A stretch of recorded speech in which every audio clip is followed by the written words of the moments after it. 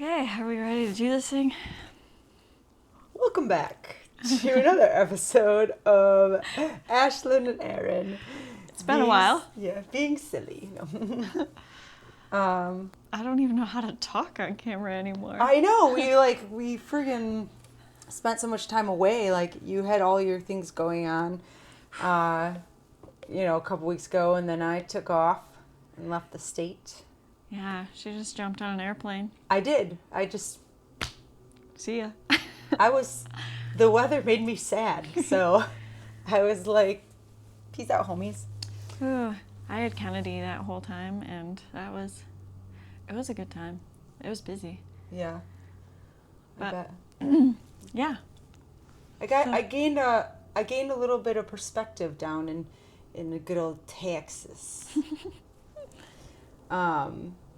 And it made me think about good topic to talk about, and like perspective is, we all have our own perspectives, right? And I think that we can all agree that our past, like things that we've lived through, kind of help mold our perspective Yeah. on things. It kind of define you and the way you think and operate. Right. And I realized that sometimes we, because we have our own perspective.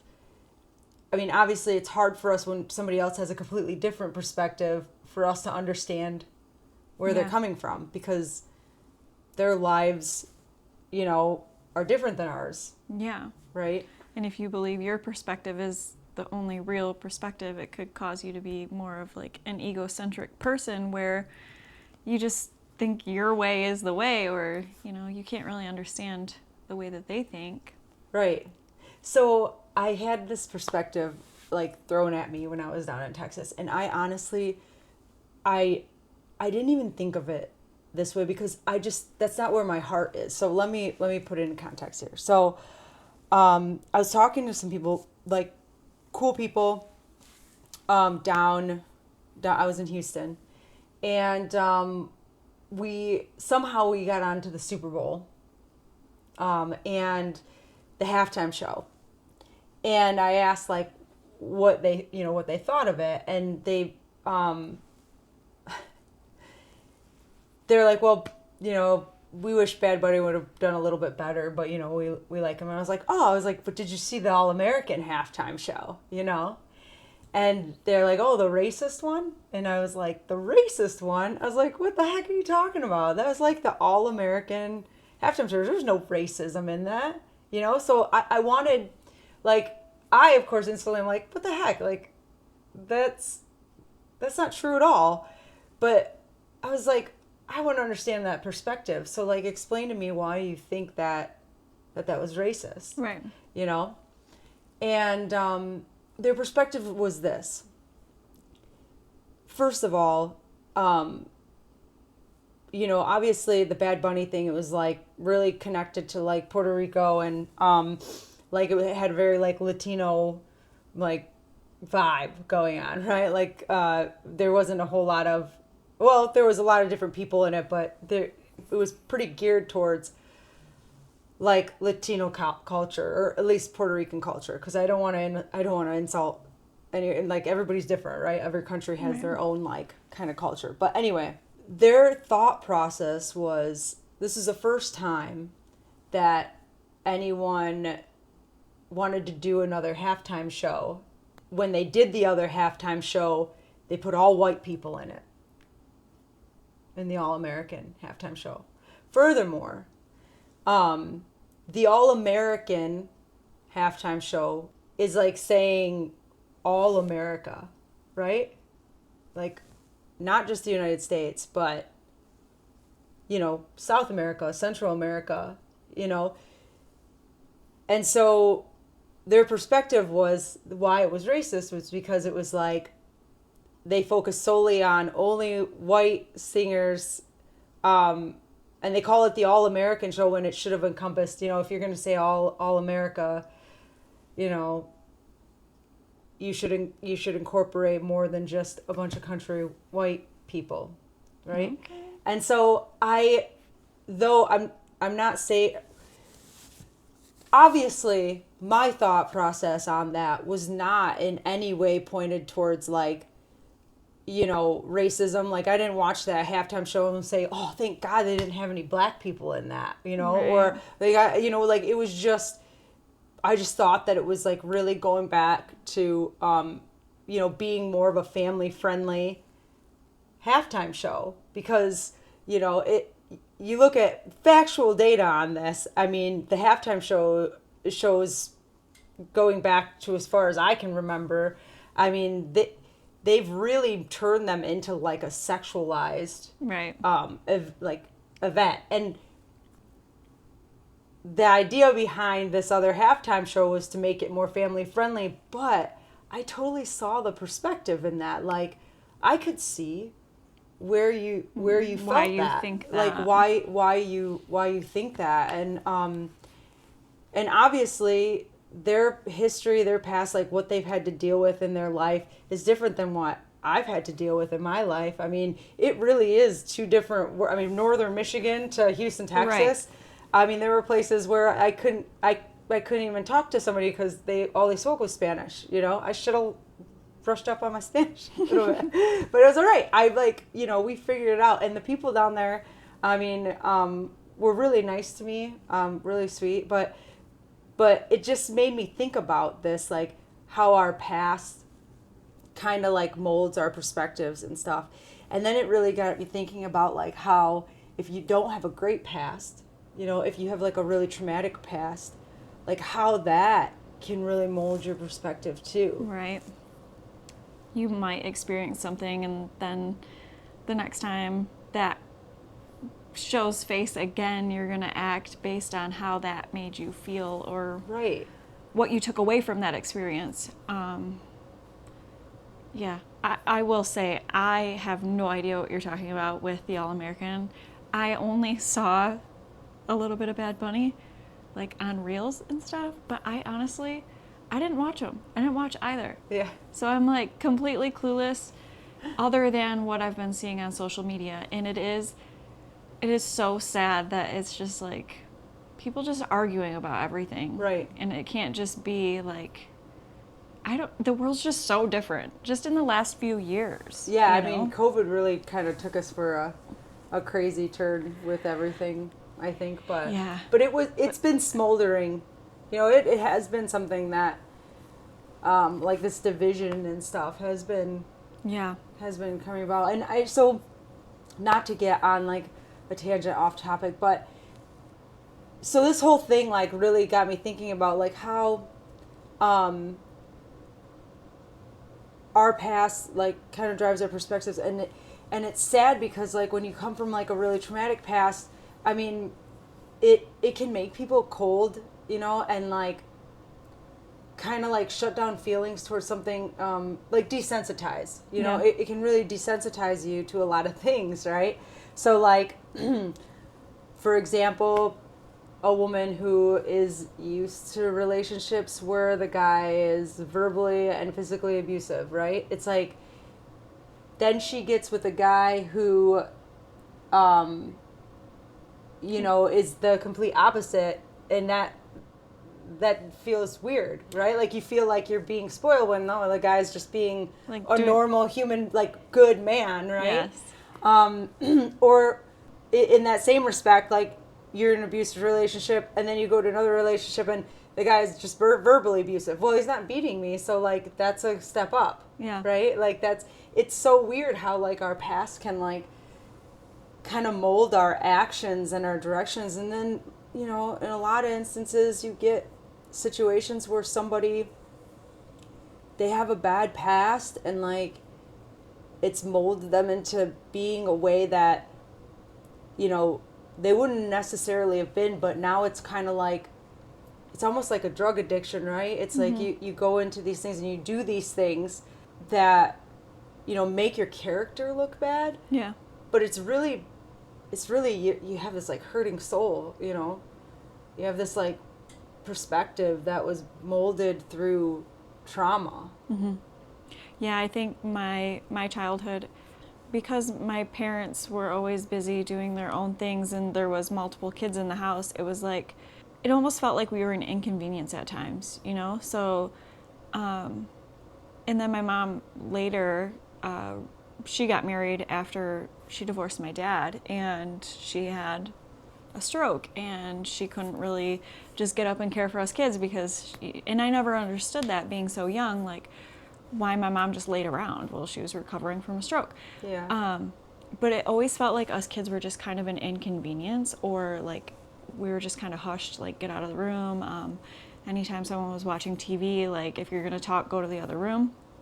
So you just kind of learn to like mold to your environment. Like if they're Yeah. talking, then talk. If they're not talking, then you be quiet. So it was always kind of just shrinking yourself so that you weren't an inconvenience, or, you know, you didn't upset anyone. I feel like I can read people really well because of that, because you learn to read the room before you act. Like you can't just fully be yourself. You have to like go in, gauge the whole situation, like, oh, what kind of mood are they in? Right. So I feel like that's really helped in my professional life, because like our bosses, our coworkers, it's like I can read how they feel or whatever prior, and that might not be a good thing. All those types of things might form you to be a certain way, you know. Yeah. Church on Sunday, there was a moment where, pastor talked about me and my children, and I felt uncomfortable when I left, almost because I felt like there was too much attention put on me. Mm-hmm. And I didn't want to take away from the other families, and it made me feel like I needed to just shrink, and like I just felt so weird, and that's not how I should have acted or felt, like, Right. and then your perspective of that, you were like, why would you feel like that? And it's weird. It's weird how Yeah. people think differently. Yeah. Well, and obviously driven by your past, like you were raised to be shrunk, like you were raised to kind of feel that way, so therefore you well, even getting like bullied in school or stuff where people are just like constantly picking on you, or I got made fun of or picked on or whatever for being so skinny, and it was like all of the girls would just pinpoint me and pick me out, and so it's like, well, if I'm just quiet and I just sit back and I don't talk, maybe I won't draw any more attention to myself. Right. And I feel like that really played into my adult life too, because it's like girls didn't want me around because they didn't want their husbands looking at me, and it's their insecurity. Yeah. But then it makes me want to shrink and not talk and not, Yeah. Yeah. I think it's so, and that's sad too, because like literally this girl is like, she is like a woman's woman. I right? love women. Right. Like she would be the last person on earth that wants to steal your man. Okay. No. Like she definitely is not that type of person.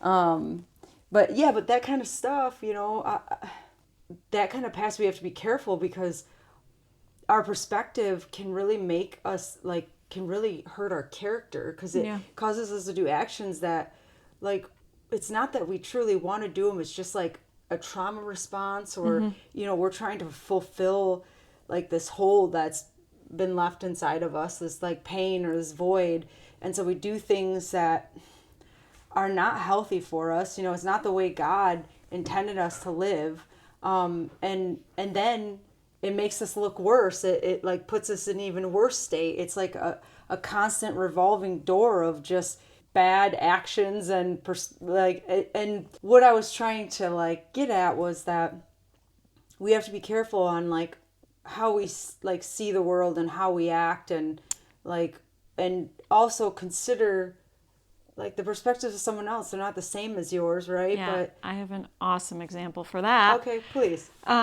So Bryce, my son, just turned 16. I tell him to park not in the neighbor's spot, but over, I tell him, park where there isn't tire tracks. He goes about parking where he wants to park. Well, I'm nervous that his truck is going to slide down into someone's car. So I'm like, okay, you have a job interview in the morning. The dentist office is closed down the hill because it's all one drive. I'm like, go park down at the dentist office. They're not open on a Sunday. I got to go to church. So he goes and he parks down there. And because my sister was here, so I only get 2 parking spots. Yeah. So he parks down there.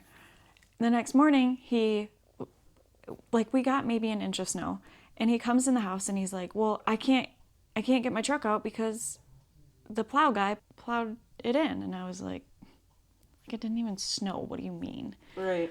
So I'm getting all impatient with him, and I go down there, I drive my car down there, and sure enough, the man that plowed the driveway literally plowed banks into the side of his truck, both sides.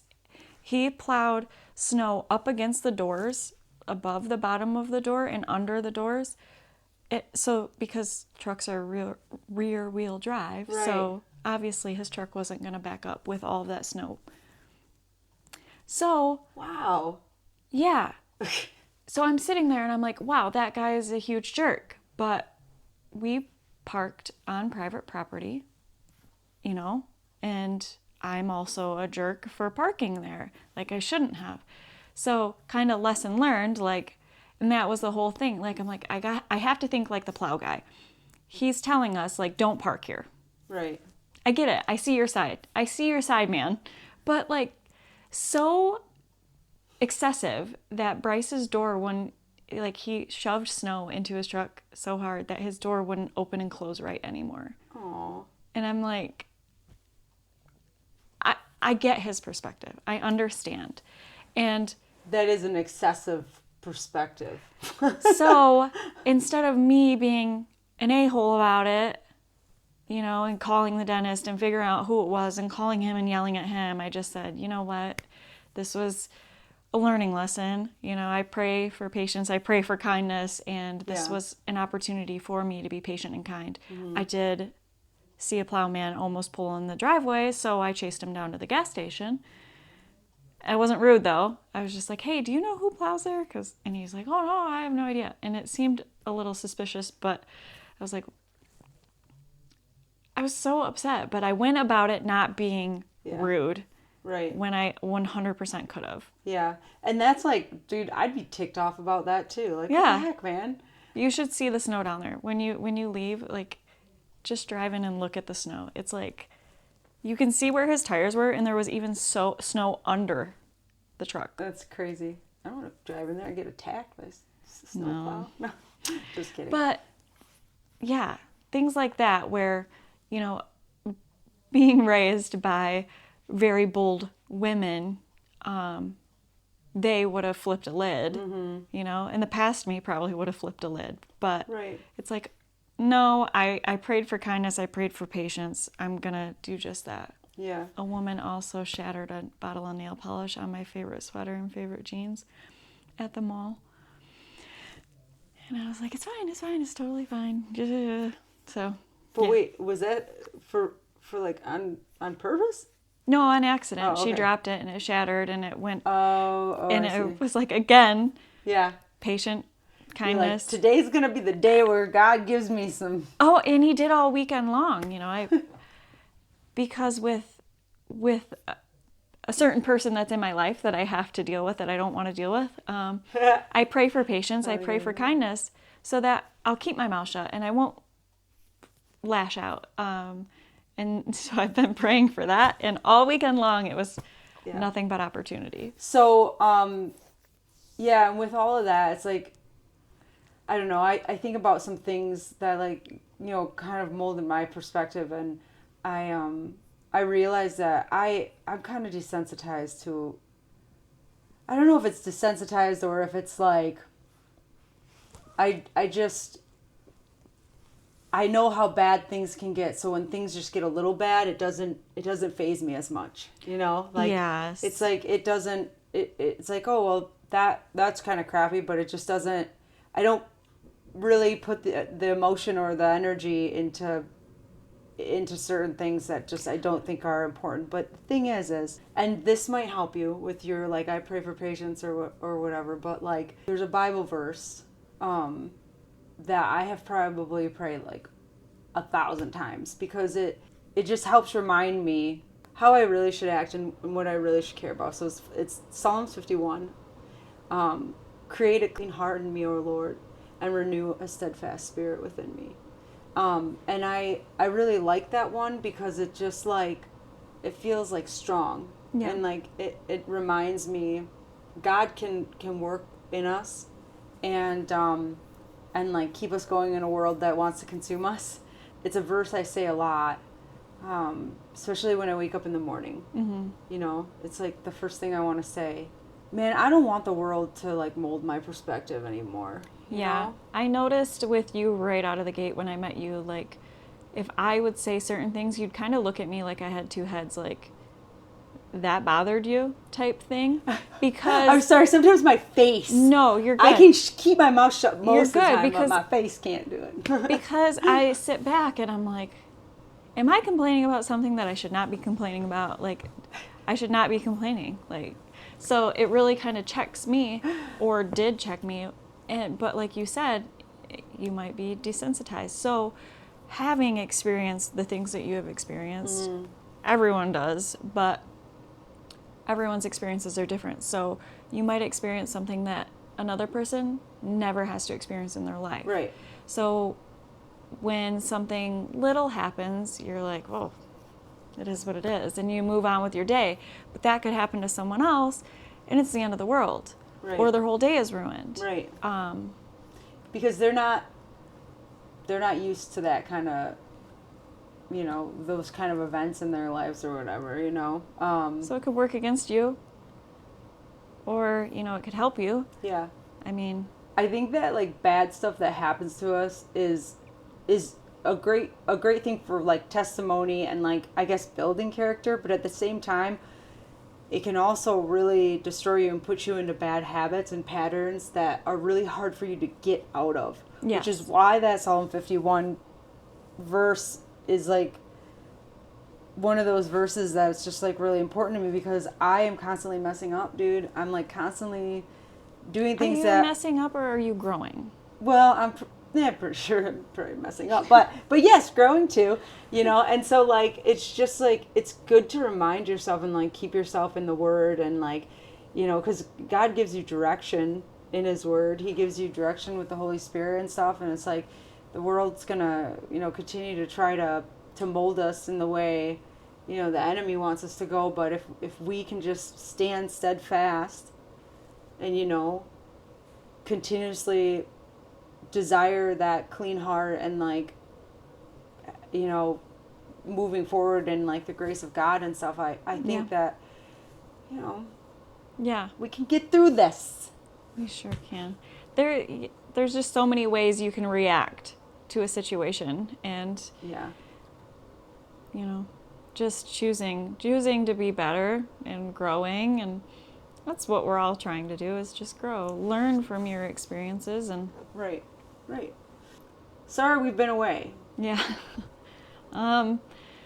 Potty training a toddler, and gosh, my son turned 16 and my eye,